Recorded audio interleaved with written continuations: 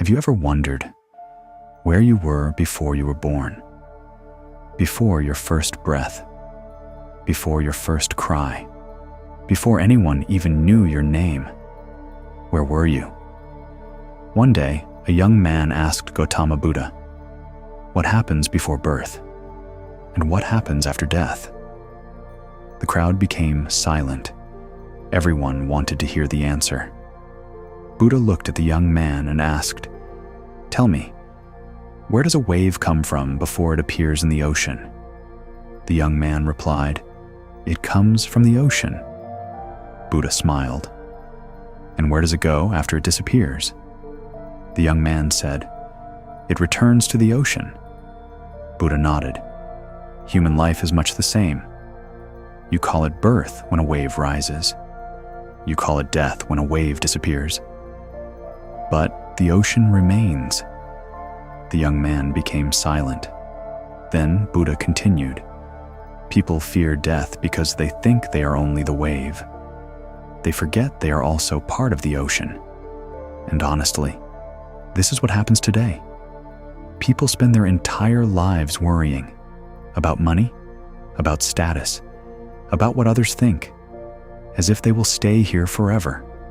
But every person who ever lived eventually left everything behind: their house, their job, their possessions, everything.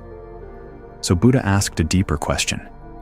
If everything you own can be taken away, then who are you really? The crowd sat in silence because nobody had an answer, even today. Science can explain how a baby grows inside the womb, how the heart begins beating, how the brain develops. But one mystery still remains. Why are you you? Out of billions of possibilities, why did your life begin? Why did your consciousness appear? Many philosophers spent their entire lives searching for this answer. Some called it destiny. Some called it karma. Some called it the mystery of existence. Buddha never asked people to blindly believe. Instead, he said, "Know yourself. Observe your mind. Understand your actions." Because whether there is one life or many lives, the most important question is not, who were you before birth?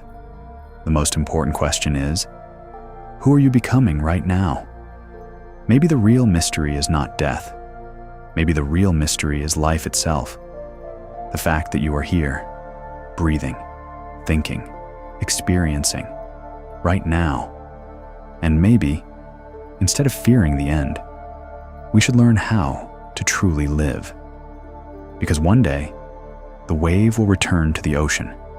But until then, make this journey meaningful.